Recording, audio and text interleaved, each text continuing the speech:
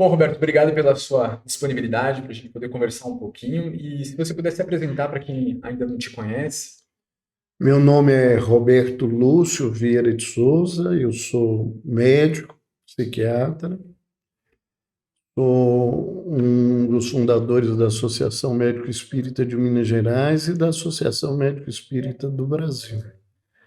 Aproveitando, já que você falou, né, da fundação da Associação Médico Espírita de Minas e do Brasil, eu estou aqui imaginando como é que foi esses movimentos iniciais, quando a gente fala em fundar uma associação médico espírita naquela época, né? Se hoje a gente já sabe que é desafiador. A Associação Médico Espírita de Minas Gerais, ela veio por um estímulo da doutora Marlene e da doutora Maria Júlia, para que a gente criasse isso, e a gente já tinha um grupo, né, que era o Uhum. grupo de estudos de espiritismo e psiquiatria, junto ao Hospital Espírita André Luiz. Então, a gente reuniu profissionais do hospital, pessoas que participavam diretamente desse grupo, e nós aí fundamos a associação. Então, ela, do Isso foi ponto de em que vista ano, mais ou assim, em menos? 86, 86. né? É a segunda associação mais antiga do Brasil. E então a gente teve assim, a dificuldade inicial foi de fazer com que o movimento caminhasse, né? Porque existia um grupo já desde 79 que fazia um trabalho com pacientes, então esse grupo funcionava mais fácil. Mas para dar uma arrancada foi mais difícil. Muitas vezes a reunião que era da associação era eu falando e o Jaider ouvindo, ou o Jaider Vai falando e eu trocando. escutando, sabe? Mas foi à medida em que a gente foi criando os grupos de trabalho, a gente conseguiu caminhar melhor, né? A Associação Médico Espírita do Brasil, ela vem desse trabalho do Dr. Bezerra, convidando a doutora através da UNE São Paulo, para construir esse grupo. Então, em 95, já tinha algumas associações no Brasil, alguns grupos já começando esse trabalho, e com isso foi possível, em 95, a gente criar a Associação Médico Espírita do Brasil. E a partir da Associação Médico Espírita do Brasil e desse esquema de trabalho, em 99 surgiu a Associação Médico Espírita Internacional. É.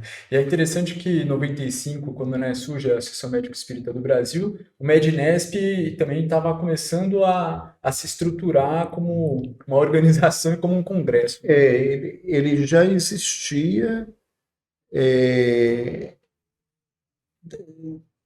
desde o final da década de 30. 80, mas a partir de 91 foi criado, mas era um congresso da AME São Paulo. Uhum. Não era Ainda do Brasil, né? não era a nível Nacional, né? nacional. E a partir do momento que foi criado, tomou o nome, né? Porque Uhum. aí, em vez de ser Médicos Espíritas São Paulo, foi Já. Médicos Espíritas, e foi uma arrancada que, na verdade, só foi possível pelo trabalho, pelo esforço da doutora Marlene em se disponibilizar o tempo todo para estar criando Uhum. associações, para investir nas pessoas, né? Isso ela era uma É especialista, né? verdade. É, falando do MEDNESP, né, o tema do MEDNESP 2025 é servir para curar-se. É, como que esse tema tão importante acaba se espalhando, né, e a gente acaba observando isso no nosso dia a dia, no consultório, nos atendimentos? Eu achei esse tema fundamental, porque ainda nós temos muitos grupos que eles são de teóricos, estudiosos, tanto das questões da ciência quanto do espiritismo, principalmente da obra de André Luiz. Mas a gente vê muitas vezes as pessoas sempre procurar por que que a AMA em Minas Gerais tinha todo aquele processo. Uhum. E a gente entende que o grande diferencial é que nós nunca fundamos um grupo para estudo. Uhum. Nós sempre fundamos um grupo para trabalho. Então, já existia o grupo que trabalhava com psiquiatria, o segundo grupo tentando estudar em medicina geral, que depois ele teve uma reestruturação, o outro grupo de psico-oncologia, e assim foram surgindo, e a gente tem grupos de trabalho. Então, a gente entende que servir para curar-se, né? Primeiro, que o serviço é uma questão fundamental na área de saúde, e a gente aprendeu sempre com a espiritualidade que a gente não é alguém que está levando cura para as pessoas. Através do trabalho de cura das pessoas, a gente vai se curando. Então, quando surgiu esse tema, eu achei assim, que ele veio a todo propósito e é uma preocupação desse próximo Medinésio que a gente vá se ocupando em estruturar cada vez mais grupos para atender pessoas e esses grupos poderem ser núcleos de pesquisa, né? Porque aí a gente estaria atendendo todos os propósitos para os quais as associações médico-espíritas foram criadas. E é interessante, né, esse paradigma que você acaba trazendo de reflexão, né? É por meio, na verdade, do nosso servir que a gente se autocura e aí eu consigo auxiliar também o outro no processo da autocura dele. É mais ou menos por aí, né? É desse jeito. Né? A gente sempre aprendeu, e a gente fala nos grupos nossos, que nós todos estamos ali em tratamento. E há uma questão muito interessante, porque, por exemplo, eu trabalho no grupo de psiquiatria, todas as vezes que a gente vai pegar um grupo novo, a gente tem um tempo para estudar, e nesse tempo o trabalho que seria para os pacientes é para nós, para o grupo. E a gente vê como que se mexe com núcleos adoecidos da gente que a gente às vezes não tem nem noção. É verdade. E é curioso que para este movimento é muito importante que o profissional de saúde ele esteja presente, ele esteja atento, porque se tiver no piloto automático, você acaba perdendo essa oportunidade, né, de um mergulho interior. Interior. Isso é uma visão diferente, né? Como cura e autocura, todas as vezes que você está trabalhando com isso só vai ser cura para você se você não for espectador, né? Se você for Ativo no processo. Eu queria voltar aqui um pouquinho em relação ao Medinesp, né? Se você pudesse relatar aqui uma ou outra experiência que para você foi marcante ao longo dessas várias edições de Medinesp que você vivenciou. Olha, eu acho até assim que é muito difícil porque é muitos anos, né? Sim. A gente está junto o tempo todo, né? Eu tive a oportunidade, a alegria, a honra de ser um daqueles que fez o estatuto, escreveu o estatuto, né? Foram várias mãos, mas eu tive secretariando esse trabalho o tempo todo. Então, são muitos anos. Agora, eu acho que tem uma coisa que é muito marcante, é muito importante se ver, né, Leandro? Foi a partir do momento que o Medinesp trouxe o Dr. Harry Koenig no Brasil, o quanto que a pesquisa em saúde e espiritualidade mudou, né? Então, muitas vezes as pessoas não têm ideia disso. Se você pega as estatísticas de pesquisa de saúde e espiritualidade, Crescimento. antes dele vir e depois que ele veio, a gente vai ver que esse papel que o movimento médico espírita teve. Eu acho que esse fato é um fato extremamente importante, né? E uma outra coisa muito marcante que eu vejo no Medinesp, e assim que foi uma coisa ao mesmo tempo triste, mas ao mesmo tempo enriquecedor, foi o Medinesp de Goiânia, né? Porque foi a primeira vez que a doutora não estava. Fisicamente.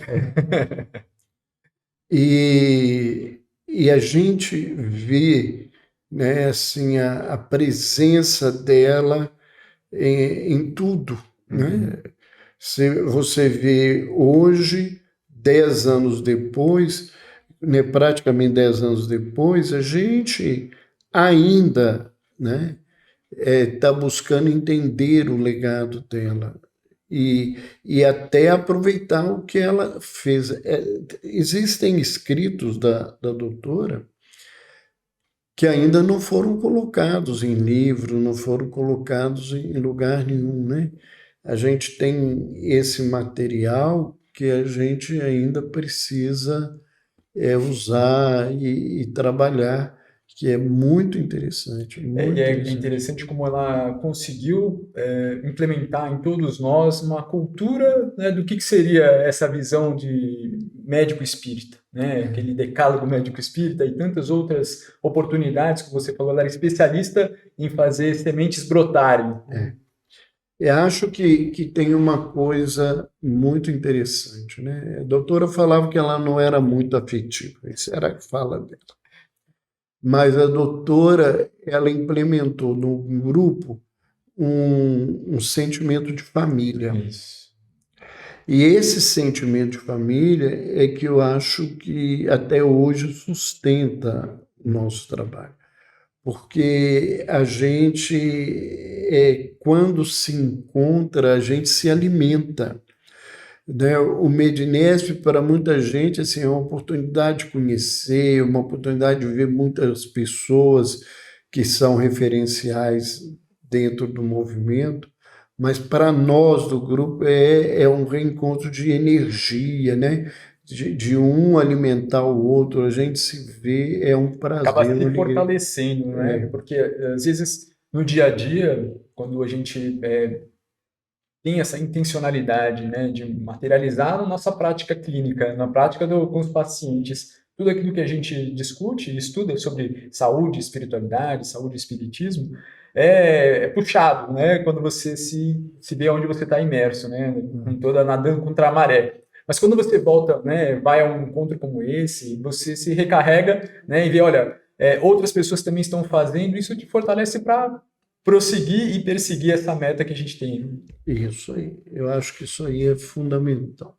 E Roberto, como que é o dia a dia, assim, as atividades que a Associação Médico Espírita de Minas Gerais acaba realizando?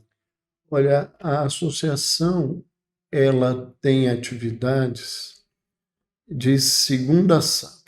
Nós temos grupos de trabalho de segunda a sábado. Então, nós temos um grupo na segunda-feira, que é um grupo de desobsessão e de orientação, que, de alguma forma, ele é um referencial para o movimento médico espírita do Brasil, para ajuda espiritual, para orientações, inclusive, para a associação. E nós temos um grupo de psico-oncologia. A gente não trabalha, Leandro, com promessa de cura. A gente trabalha com essa visão de que a doença, e ali no caso o câncer, é um caminho de saúde. Como percorrer essa jornada de uma forma diferente? Diferente. Então, nesse trabalho, muitas pessoas se recuperaram, tanto que eles fazem o tratamento deles fora da associação. Claro. Todo o trabalho que a gente oferece é de apoio psíquico e de passes, de assistência, de acolhimento, tanto para os pacientes Os quanto para familiares os também. familiares. Então, não é um propósito desse. E aí, como a gente sempre preconiza dentro das AMEs, né? É uma terapia complementar espírita, né? Ou seja, E- você continua fazendo o seu tratamento, mas você soma isso outras abordagens terapêuticas. O grupo de quarta-feira é um grupo de espiritismo e psiquiatria. Embora seja o grupo mais antigo, hoje nós somos só 2 elementos da época da fundação, Uhum. porque todo mundo teve que se espalhar para trabalhar em outros grupos. Mas ele tem uma característica diferente, porque nós trabalhamos, os pacientes, quando vão para o grupo, eles têm que ficar sob os cuidados de um psiquiatra que participa do grupo, né, dos psiquiatras que estão ali. Por quê? Porque não é só um trabalho de orientação e um trabalho espiritual de desobsessão, de paz. A gente faz um trabalho, nós temos um trabalho em grupo com os pacientes, eles têm terapias individuais, todos esses trabalhos são gratuitos. Uhum. E, e dentro da atividade, nós temos supervisão dos espíritos sobre os tratamentos. Uhum. Então, muitas vezes as medicações, os espíritos não falam sobre elas, mas eles orientam como que a gente deve encaminhar esse processo. Então, isto exige que esse grupo funcione dessa forma. Na quinta-feira, nós temos 2 grupos na associação. Nós temos o grupo de estudos de Espiritismo e Medicina, que é responsável pelo trabalho de passe da associação. A gente recebe pacientes de fora, recebemos pacientes que são atendidos nos outros grupos, pacientes que os profissionais da associação encaminham. Da própria a associação funciona no prédio de uma clínica, que é o Instituto Renascimento. Então, os próprios pacientes do Acabam Instituto acabam buscando. E tem o grupo Bem-vindo à Vida, que é um grupo que recebe, que trabalha com casais que querem ter filhos e não estão conseguindo. Entendi. E que tem um resultado muito interessante. Às vezes a pessoa está há anos tentando, no segundo, terceiro mês que estão ali, estão grávidos e a gente acompanha o processo e vê. É um trabalho muito bonito, muito interessante, muito bonito. Na sexta-feira nós temos, em termos de quantidade de pessoas que trabalham e de pessoas que são atendidas, o maior grupo, que é o grupo de dependências. Só que a gente tem mais familiares do que dependentes. Esse apoio é muito importante, porque né? os dependentes não querem tratamento, né? E isso é uma tristeza. A maioria deles não aderem, mas as famílias, isso ajuda muito as famílias. É um suporte importante, muito, né? E muitos desses familiares passam a ser terapeutas. Mesmo que não sejam profissionais, eles passam a fazer acolhimento, atendimento fraterno. À medida em que eles vão integrando eles, por isso que o grupo cresceu muito, porque os grupos de acolhimento são feitos pelos familiares que foram vendo o resultado para a vida deles. Então isso é muito interessante. Na segunda-feira nós temos um grupo novo, que é um grupo de dermatologia e espiritismo. Isso também é um assunto que é muito interessante, as correlações que acabam... eu acompanho de longe e tenho visto, assim, é muito interessante o trabalho que eles fazem. No sábado, pela manhã, nós temos o departamento de acadêmico, que depende do número de acadêmicos sempre. Temos um grupo que está trabalhando com família, com criança. Legal. Mas mais no sentido de apoio a crianças que estão com maior dificuldade, com TOD, Uhum. com quadros de autismo, com questões, mas também com quadros clínicos graves que precisam de ajuda. E nós temos um grupo que trabalha com pacientes que eles não tiveram resposta aos tratamentos clínicos convencionais e eles vão para o grupo. E é um atendimento que a gente chama de tratamento de desdobramento terapêutico. Uhum. Nós temos um grupo que faz desdobramento, que esses médiuns saem do corpo e orientam os tratamentos, e tem um grupo que trabalha com desobsessão para se comparar os resultados das Interessante. informações. Interessante. E enquanto esses grupos funcionam, os pacientes estão no salão de reunião, eles recebem passe, eles fazem meditação, relaxamento, tem um estudo de cunho evangélico e eles têm, todos eles têm alguém que é responsável pela orientação. Uhum. Depois que acaba a reunião, eles aguardam na área de espera e os casos são discutidos e cada profissional que é responsável por um paciente vai passar a orientação e eles têm essa reunião uma vez por mês e uma vez por mês eles têm um encontro online que eles estudam alguma cura de Jesus. Ah, que legal. Que é uma maneira de fazer com que eles se mantenham no vínculo do tratamento. E essa mudança de padrão vibracional, né? Isso. Então, e eles são orientados muitas vezes a procurar ou associação, uma casa espírita para tomar passe, ou frequentar a igreja que eles frequentam, pedir para imposição de mão, uma coisa que Independente seja da religião, né? Isso é um ponto muito porque a importante. gente atende pessoas de todas as religiões dentro do grupo e a gente sempre teve esse cuidado, né, de não fazer proselitismo. A nossa preocupação é oferecer o nosso trabalho e não que as pessoas E aí a gente convertam volta ao tema do espiritismo. Mednesp, né? Do servir. É do servir. E acho que isso é que demarcou todo o trabalho da Associação Médico Espírita de Minas Gerais, né? Com um funcionamento diferente, com muitos grupos, né? Com essa dinâmica que a maioria das associações às vezes consegue um trabalho, uma reunião semanal, e a gente foi criando esses grupos E é de trabalho. interessante que cada associação médico-espírita tem uma característica, não é? Algumas mais para pesquisa, outras mais para assistência, outra mais para as palestras. E como você bem colocou, e a doutora fazia questão de colocar, é essa grande família, né? Cada um tem um jeitinho, né? Mas quando a gente junta todo mundo, consegue produzir algo muito legal, né?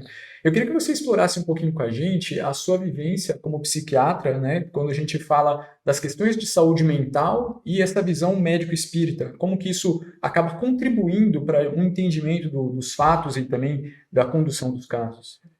Uma coisa que eu sempre gosto de dizer é que uma coisa demarcou muito esse trabalho de todos os anos.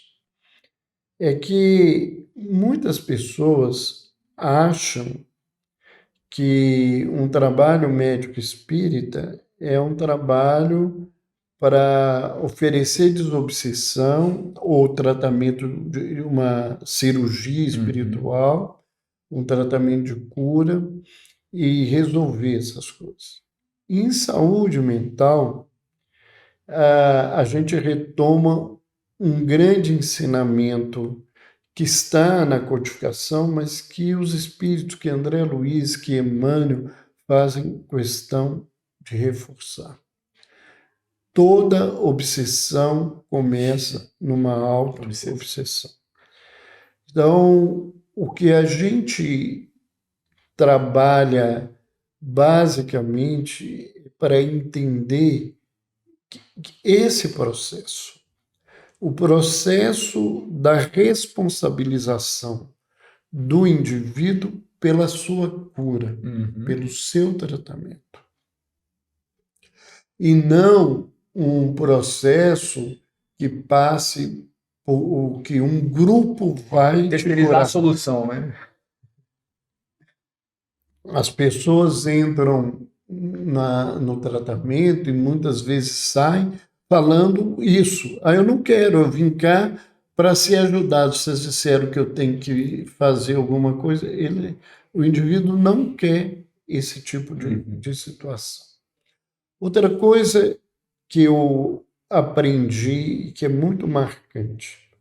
Muitas vezes, pela gravidade do processo de saúde mental, né, nós não podemos esquecer que quando a gente adoece do aparelho psíquico, a gente adoeceu da parte mais nobre da criatura. E eu aprendi isso muito na homeopatia, que as doenças começam nas partes mais grosseiras para proteger e não atingir as partes mais nobres. Então, quando chega alguém adoecer do ponto de vista psíquico, é porque o comprometimento é muito grave. E muitas vezes isso não vai ser resolvido numa encarnação. Uhum. Mas o resultado maior que a gente tem, né? Eu estou no grupo desde 79, é o quanto que a gente ajuda as famílias a verem a doença de uma maneira diferente. E com isso, poder acolher o seu paciente de uma forma diferente. Uhum. Porque da mesma forma que existe um preconceito social, existe um preconceito na família. Ah, com certeza. E muitas vezes as pessoas acham que doente mental é retardado, que são coisas diferentes. Ao contrário, ou falam que é frescura, né? não, aí eu ia falar, ou é frescura, ou é falta de serviço, ou falta de fé. Pois é. E aí a gente vê assim, quantas pessoas que são religiosas e que são doentes. Sim. Quantas pessoas que trabalham feito loucos e que têm crise, né?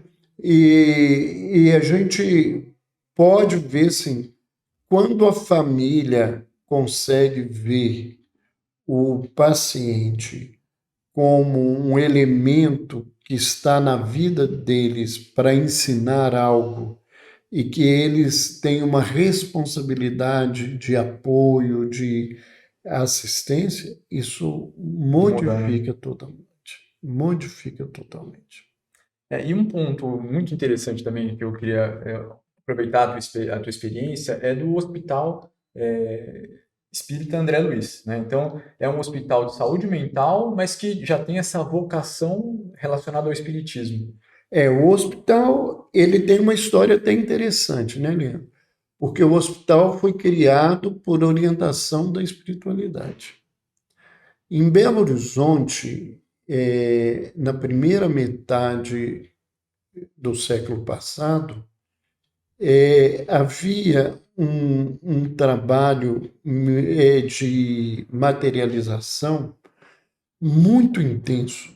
Um grupo, que era o grupo da Fraternidade, eles tinham um médium, e esse médium ele tinha uma riqueza de trabalho de materialização.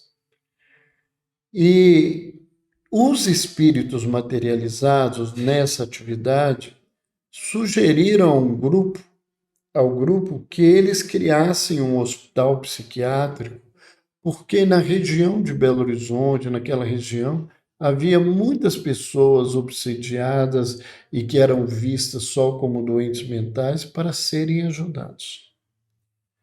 É muito interessante, porque o primeiro estatuto do hospital foi ditado pelos espíritos. Uau. Eles ditaram, o povo escreveu, depois o povo fez uma coisa que vocês os mais novos, datilografou, e esse documento anteriormente não estava com o hospital só tinha cópia, por problemas lá, que alguém achou que era dono do documento.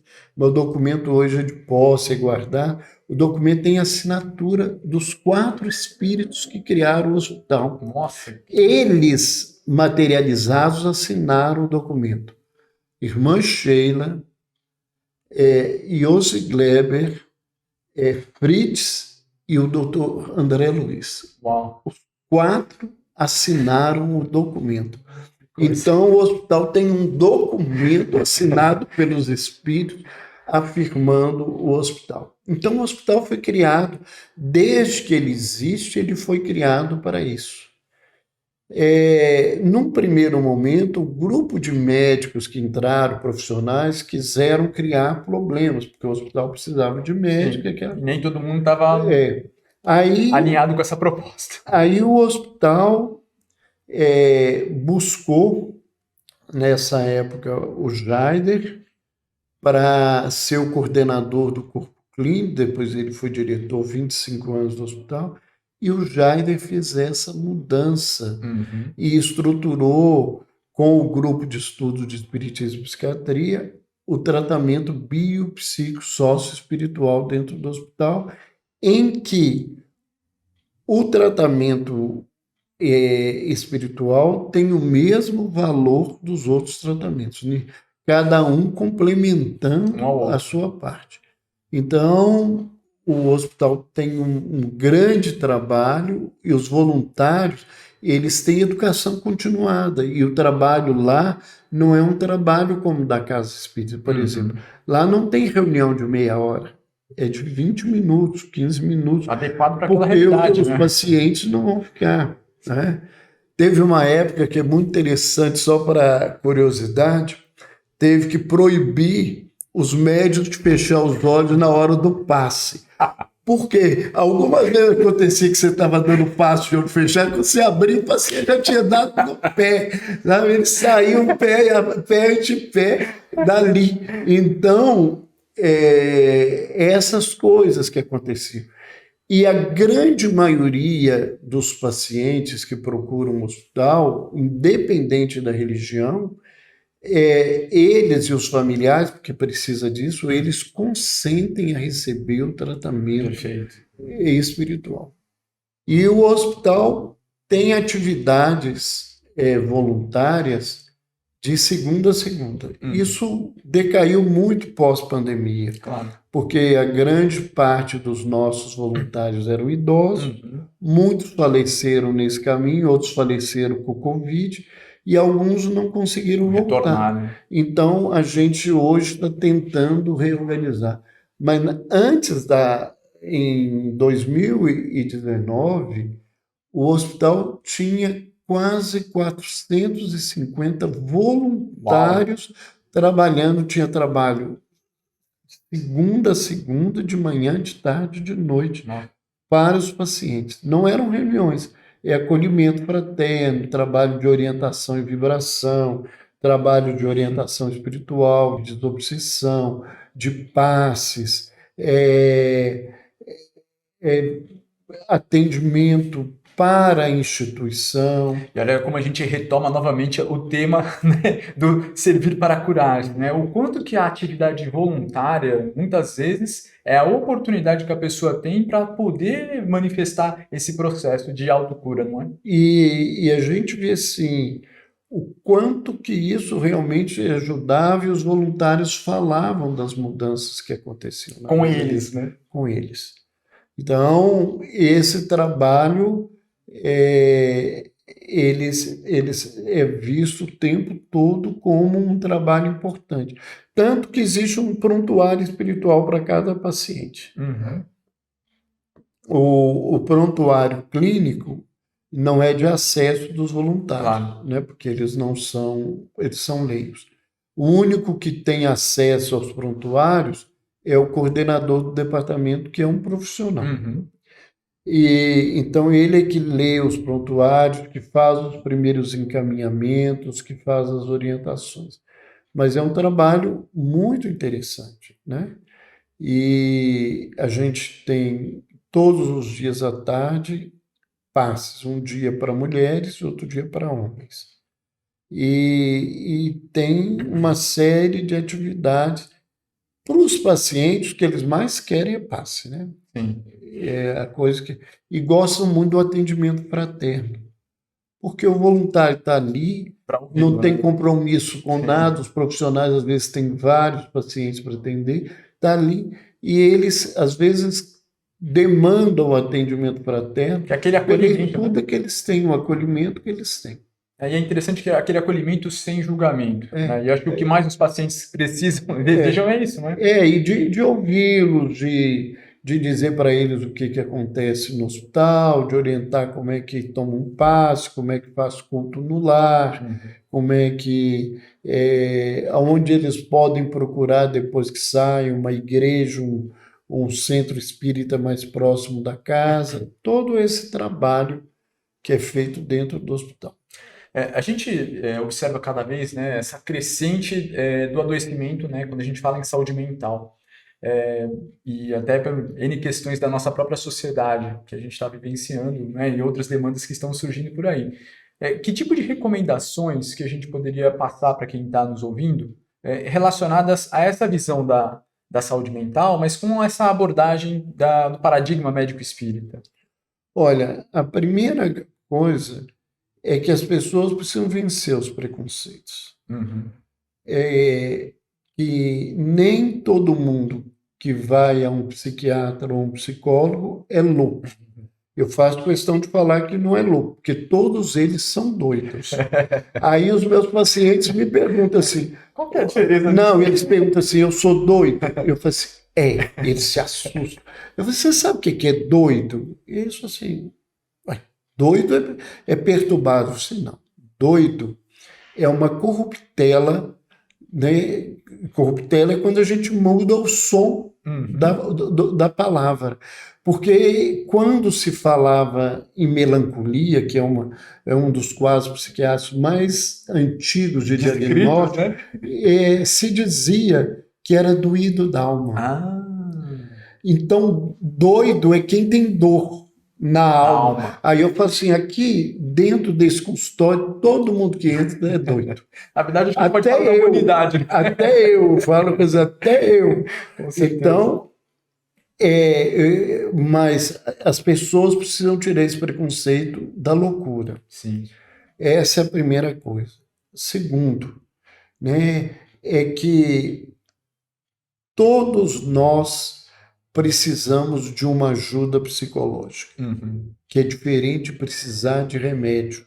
Perfeito. Né? Infelizmente, a indústria farmacêutica coloca isso na faculdade, isso tudo, e todo mundo acha que precisa de remédio. Mas de uma ajuda psicológica, todo mundo precisa. Esse aí não tem contraindicação, né? E entender que essa ajuda psicológica, ela é, antes e acima de tudo, algo que eu sou o principal agente. Se eu não pensar dessa forma, eu não quero um tratamento, eu quero conselho. Ou aquela história de levar o carro no mecânico, deixar lá, né? Arruma para mim, depois eu pego pronto. E é conselho, né? Porque eu falo que... Por que as pessoas gostam de nós que somos médicos? Porque a gente dá receita. Se não deu certo, quem é culpado? Opa, transfere ali que... Foi quem deu a receita, não fui eu. Mesmo que eu não tomei o remédio, que eu tomei o remédio errado, tomei o remédio a metade, não tomei o restante, mas a culpa é do médico, porque ele receitou e não adiantou nada. Então, eu não tenho que transferir isso para ninguém. A responsabilidade de eu ter equilíbrio, estabilidade, é minha. Sim. Então, isso é muito importante. A outra coisa é que não tem jeito da gente ter saúde mental sem a gente ter bem-estar espiritual. Né? A gente precisa de uma fé. Seja ela qual for. Qual for. Isso não é o problema. A gente precisa de uma fé. Ninguém vive sem esperança. Esperança é quem constrói o sentido de vida. E quem não tem o sentido de vida perde o sentido do caminho e busca a morte. E a outra questão, né? Todos nós precisamos exercitar a caridade. É uma realidade. Hoje tem comprovações científicas. Quando a gente ajuda o outro, a gente é ajudado. O cérebro modifica o funcionamento, o sistema imunológico se modifica. Então, isso é fundamental. Isso não é fanatismo, isso é uma realidade. Eu preciso acreditar em algo que não seja da Terra, né? Eu li um dia e não esqueci nunca mais uma coisa. É muito triste, e aí é uma linguagem simbólica, né? Eu colocar a minha vida na mão de quem está na Casa Branca ou na Casa Rosada ou no Palácio do Planalto. Sim. Né? Eu tenho que colocar a minha vida sobre alguém que pode cuidar da minha vida. E isso é Deus. Sim. Com o nome que seja. E a gente precisa de esperança, né? Enquanto a esperança está presente, a gente consegue lutar. Né? E foi isso que o Franco mostrou. Né? Nos campos de concentração, enquanto tinha esperança, as pessoas sobreviviam. Quando elas começavam a perder esperança, elas começavam a definhar, e aí poucos dias depois elas estavam mortas, porque o corpo já não estava funcionando antes, era essa energia que sustentava o corpo deles. E aí é interessante essa tênue diferença, né, entre eu confiar, né, ter essa minha conexão com algo para além de mim, né, e eu jogar a responsabilidade para essa força maior e cruzar os braços. É igual a questão da esperança, né? Quem fala isso é o Paulo Freire, que é diferente. A esperança não é do verbo esperar. A esperança é do verbo esperançar. É construir esse sentido para a vida. Né? Esperança não é assim, eu vou esperar que um dia eu vou ganhar na loteria e vou ficar rico. Não, a esperança, eu estou trabalhando para que um dia eu possa ficar rico.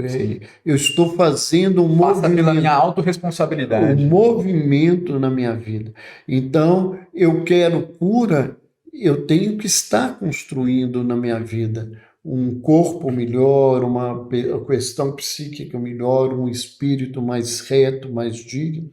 E se a gente olhar para o paciente, para todos nós, né, como seres eternos, não é? Ou seja, o que eu estou escolhendo fazer dessa minha jornada terrena? Né? Eu estou querendo me responsabilizar por essa minha estadia aqui na Terra, né? Ou estou abrindo mão dessa minha oportunidade de estar aqui na Terra? Entender é uma coisa, né? Porque a maioria das pessoas chegam ou num consultório ou numa religião com essa pergunta: por que eu adoeci? Querendo uma justificativa. E muito mais, às vezes, querendo cobrar de Deus que Ele te dê essa resposta. E a pergunta não é essa, é para que eu adoeci? O que a doença está sinalizando na minha vida, né? E acho que é isso que a gente está aprendendo. E quando a gente fala de servir para curar-se, é entender que quando eu trabalho como terapeuta, eu estou sendo terapeutizado. Legal. Roberto, eu queria agradecer a sua disponibilidade de conversar aqui com a gente e deixasse aqui um convite para as pessoas, para elas irem no Mednesp 2025. O que você poderia dizer para elas aí? A primeira coisa é que é algo que não é explicável. Né? A experiência como um todo é diferente assim. Você vai ver muitas palestras bonitas, você vai ver muitas pessoas interessantes, você vai ver até gente global, né? Gente que todo mundo quer ouvir porque tem nome, tem fama, tem esse lugar. Mas o maior ganho é que a gente sai do Mednesp com uma outra visão da vida. né? Ela é um convite sempre para que a gente volte, porque ali é um lugar de crescimento. Você vai ter experiências com especialistas falando de temas diversos, e é muito interessante, né? Porque tem muita gente com um nível de formação muito grande e a gente tem uma preocupação de uma linguagem popular. Sim. Então, qualquer pessoa, porque as pessoas dizem, então é para médico, para profissional, né? Não. O nosso público maior não é de médicos, não é de psicólogos, não é de profissionais da área de saúde, são pessoas que querem estudos mais aprofundados, diferentes, porque a gente acaba fazendo, por uma especialização que é a saúde, uma coisa diferente que a Casa Espírita oferece. Mas o maior disso tudo é a gente ver que a gente pode usar todos esses recursos para melhorar a vida da gente, né? E isso é importante. Roberto, mais uma vez, obrigado aí pela sua Eu disponibilidade. que agradeço aí a oportunidade.